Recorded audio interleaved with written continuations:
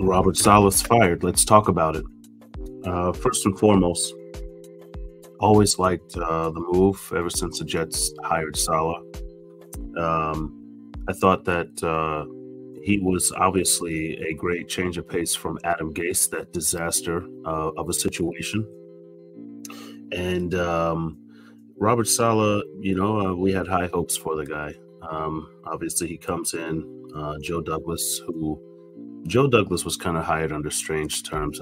He was brought in while Gase was already here as the head coach. So remember, Joe Douglas was hired after the draft that year. So, of course, the following offseason, Adam Gase is let go at the end of the year. We hire Saleh. And we bring in, the OC at the time, younger LaFleur, Matt, I believe. Yes, right. Mike, Matt, right. The brothers. So, and obviously the Jets went in and drafted Zach Wilson. Just my opinion from the beginning of that entire situation, I wanted to keep Sam Darnold. Sam Darnold would have been in a similar predicament to Daniel Jones recently. Was Sam Darnold worth the money at the time? Could you have possibly paid him, year 4 or 5? It's tough. I know it was a tough decision, always would have been. However, with Penei Sewell, who was obviously drafted by the Detroit Lions, sitting there, wherever the Jets picked Wilson, was it 2? Man, I can't even remember, to be honest. Yeah, obviously, right? Because it was after Trevor Lawrence.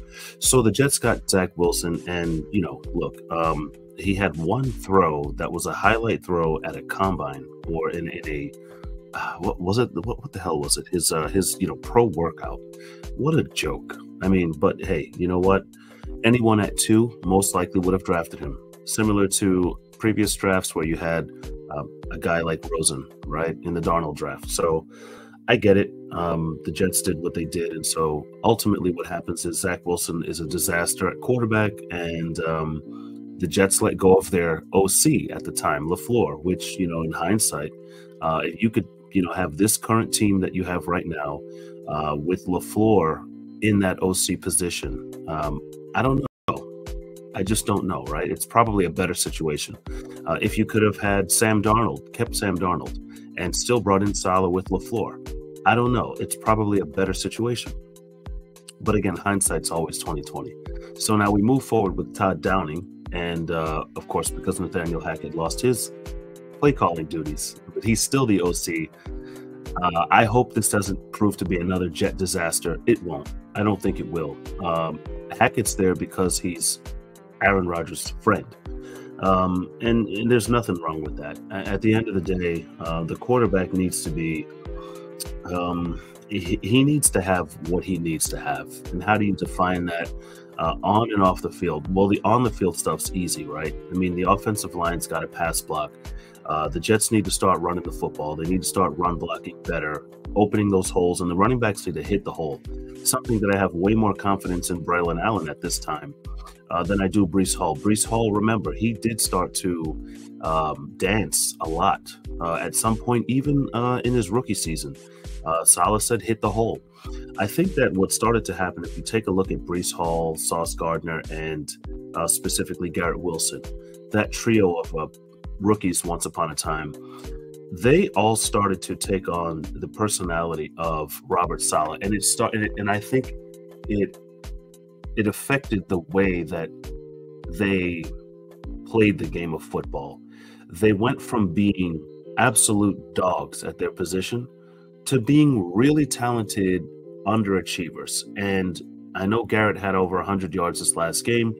I know Sauce, I thought Sauce and the corners all together, I thought they were phenomenal against Minnesota. The referees, I think they got a little flag happy. But just, dropping that interception ball in the end zone, I don't think rookie Sauce Gardner drops that football. I don't think the Sauce Gardner who came in with aspirations to be the best drops that football. But year 3 Sauce under Robert Saleh, who has that lax personality, who says, we're professionals, but we don't really hold ourselves accountable, that Sauce drops the ball. That Breece dances in the backfield, and that Garrett tries to do too much. Jets under Robert Saleh, which is why you had to let him go. And you continue that trend, right? That defensive lineman jumps off sides, lines up off sides. That offensive lineman, false starts. That quarterback wants to change the play at the line of scrimmage, but under that coach, he's told to dial it back. Those were the issues.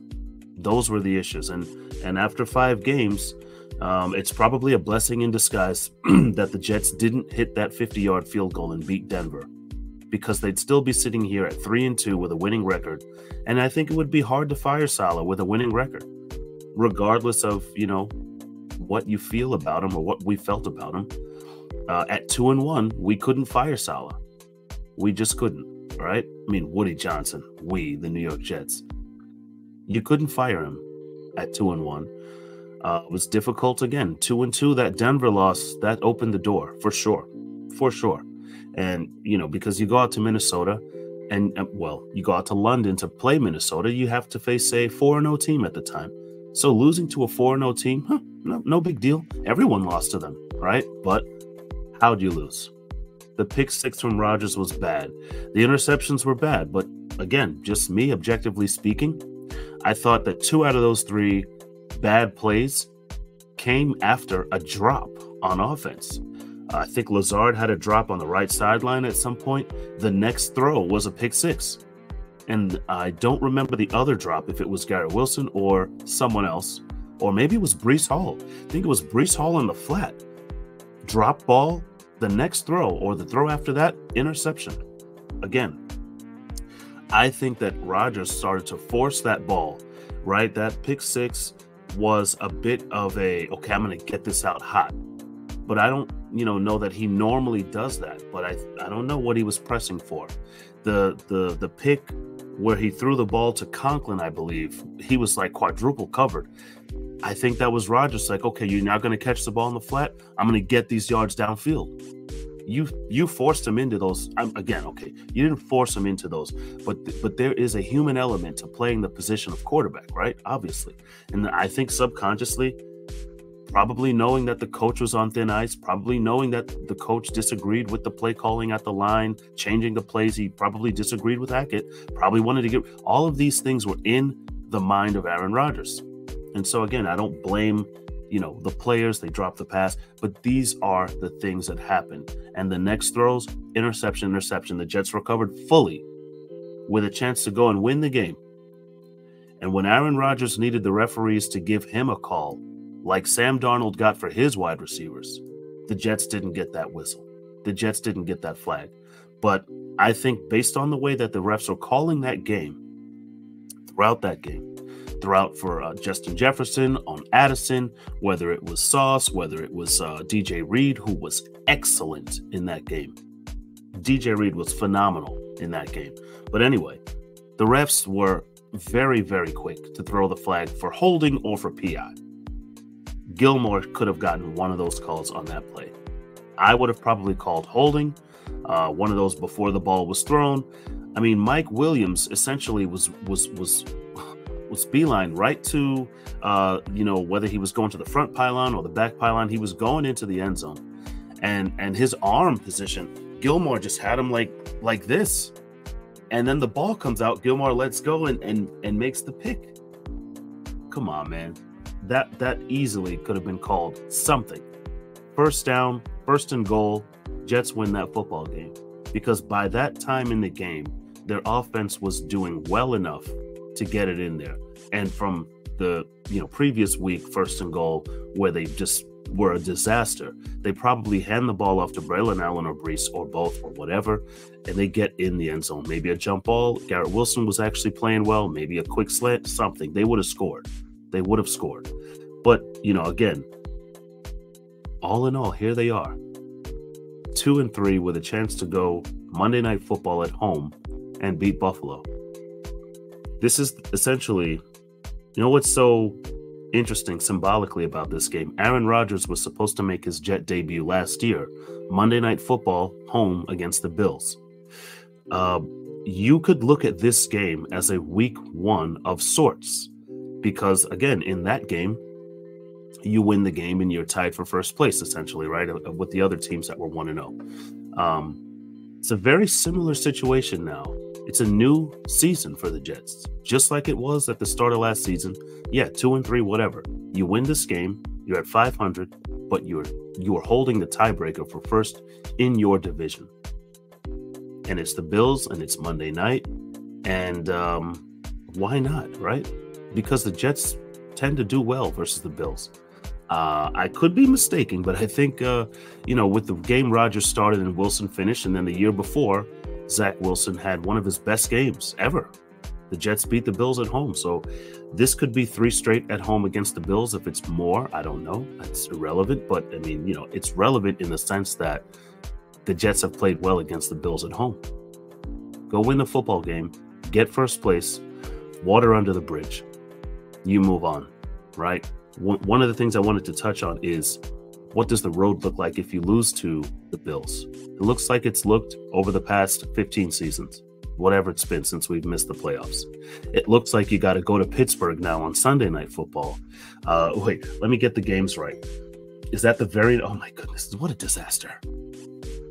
If you lose to the Bills, all right, you're going to go to Pittsburgh. And again, it's probably a game the Jets can win. That's so Jet-like, Lose the home game to Buffalo, 2-4, make it all grimy, and go down to Pittsburgh and win the game in Pittsburgh. Following week, beat New England. You win those 2 road games, and then you're 4-4, right? But what do you do when you beat the Bills? You just ride that train in first place the whole way to the end of the season. That's what you do, and that's what you have to do. Yeah, beat the Bills. And then you still beat the Steelers. You still beat the Patriots. That Texans game's tough, but it's home. On a Thursday, home game, I'm taking the Jets. Go out here and win 4 straight games. Yeah, with the old schedule, with the 16-game slate, you'd say it's a quarter of the season. Well, relatively speaking, you have a quarter ahead of you. Go win the quarter. That's how the Jets have to do this, one game at a time. You go out to Arizona. I don't know. That could be a Jet win. Colts. I don't know. That could be a Jet win. Seahawks. It's a home game for us. That's a decent team. They're going to come back east. I don't know. That's a Jet win. Now, will Tua will be back for the Dolphins? I don't know. Go out there, win 7 straight games. Go win 8 games. Wouldn't it be so Aaron Rodgers-like to just run the table? Let me ask you this. As a Jet fan, or as anyone watching football, right? We've seen Aaron Rodgers from a distance, right? And I get it, he's 40. But doesn't this kind of feel very similar to one of those Ari LAX moments that he had in Green Bay? Doesn't this feel so similar to, you look over and the Packers are off to a slow start. They just lost to the Bears, or they just lost to the Vikings, and everyone's like, oh my God, what's happening with this season?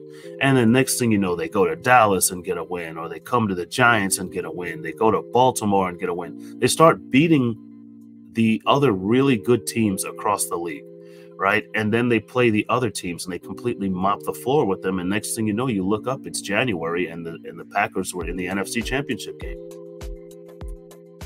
Okay. What Jet fan wouldn't sign up for that right now? So you have to take the good with the bad. We're 2-3. We've had some bad. But let's be real about this, okay? We're a made field goal and a pick 6 away from being 4-1. I get it. We don't live in an if world. We got to go out there and play the games. But hey, guess what? Blessing in disguise, because I do believe that the team started to take on that lax personality of Robert Saleh, and that was problematic. Now we have Jeff Ulbrich. If you wanted Mike Vrabel at any point in time, I think we just got Mike Vrabel. I think we just got the tough, I don't know if I can say no nonsense, but I think that he's more of just from his energy, I think that he's more of a stoic figure in the sense of a leader. Saleh was stoic in the sense of making adjustments. He was very charismatic, great personality, but stoic, X's and O's wise, when it came to time management, clock management, and accountability. You see it on the field. These are not even opinions at this point. You ask me where have the Jets struggled mightily the past under Saleh? Where have they struggled, right? No matter who the quarterback was, no matter what place we were in the seeds or in the seating or in the standings or where in the schedule we were, first game, 10th game, where have the Jets struggled mightily?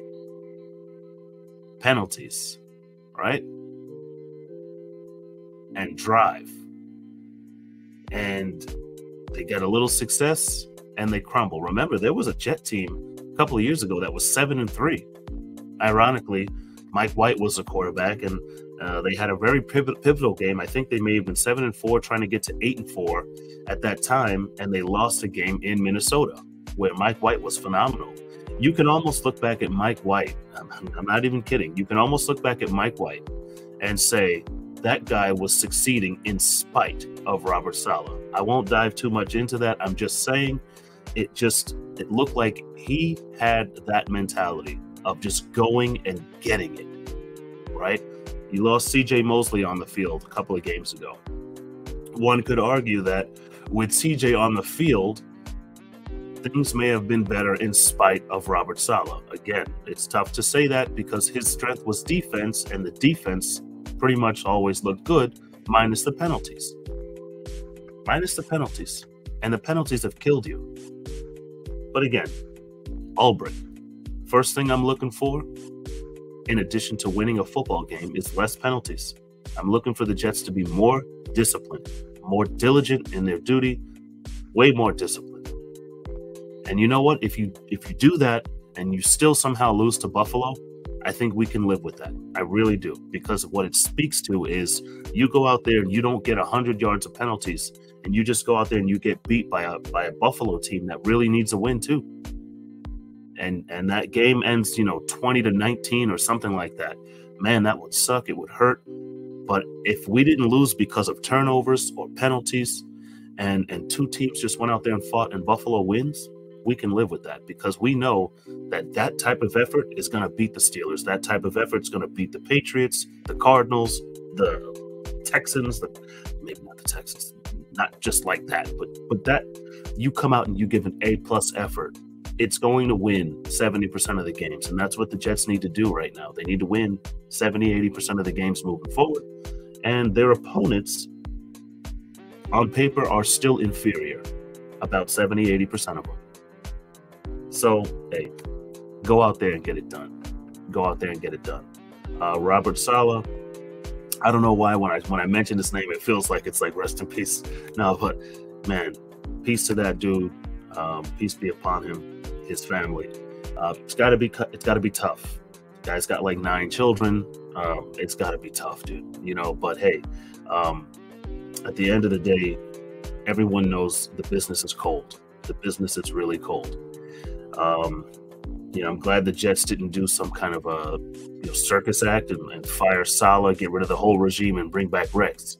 As much as I would have loved to see that, that's the kind of thing you have to do in the offseason. But that would have been a clown show, Bill Belichick. Less of a clown show, but I'm just glad that the Jets decided to say, you know what, we're going to just promote from within. Hey, Todd Downing, you take over the OC. You take over the play calling duties, and Albrecht, hey, you continue to run the defense. You're the new head coach. And I don't think it's such a bad idea for the Jets to continue to lead their team based on, the defense, as long as you have Aaron Rodgers at quarterback. Plenty of defensive coordinators have good quarterbacks and do good things. Bill Belichick was one of them. But yeah, got a huge game. I don't know what I'm even going to do tomorrow. It's Sunday, maybe fantasy football, maybe time with the kids. We have good weather here in the Midwest. Thank God for that. And Monday, get to work, have a great day, and come home, kick back. I don't know, maybe have a beer, and watch Aaron Rodgers. Funny story, not funny, but last year, first game of the year, I did this. I had work, I came home, I had some Stella in the fridge. I come and pop a Stella. I walk in as soon as the national anthem starts playing. I'm a veteran, United States Air Force. So, when I'm home, I still sometimes stand at attention, or like this when the American, national anthem's playing. It just is what it is. You can agree or disagree with that. But look, when I saw, first of all, the Jets just standing on the sidelines, the adrenaline, I could have literally run full speed and dove through my TV to get on that field for one play, right? So when Aaron Rodgers went down, I think I was so pumped. I may have finished that first Stella, Stella's like, it's a nice romantic beer. You don't really guzzle it like that, but I threw it back, first one, right? All right, let's go. Ready. I'm ready to see the Jets put up 80, I'm drinking that second one, sipping. I see Aaron Rodgers get up. Man, I was devastated, bro. Devastated. So I don't know. I don't know if we want to run it back with the Stella, but the way I just remember the rush getting home from Monday night, and it was like, I don't know, it was like a holiday almost. Like, everyone in the area. I live out here in Chicagoland, so a lot of Bears fans, a lot of Packers fans, a lot of Vikings fans all around me, and everyone was interested in seeing Aaron Rodgers. It's like when Tom Brady left the AFC East, and imagine you were a Jet fan living in the Tampa region, and or down there, in Atlanta, or living in New Orleans, right? And they're like, wow, we got this guy who comes into our division. Well, rather, it would have been the reverse. It would have been like living, I guess, still up in the Northeast somewhere. And Patriot fan, Jet fan, and Bills fans all wanted to see, what's Tom Brady going to do in Tampa? Everyone's locked into this moment. Jets are on the stage. It felt like a world stage because it was 9/11. Man, that was so brutal. So this won't be brutal. I know it won't be brutal. Obviously, the only way this can be brutal is if the Jets go out there and get smacked. But I just don't think that'll happen. If Saleh had still been the coach, you know what? Possible that they would have just came and got run over. So probably better that we just clean the slate now, refocused now, and go out there and, brick up. MDT podcast, where we will discuss many different things. I'm out.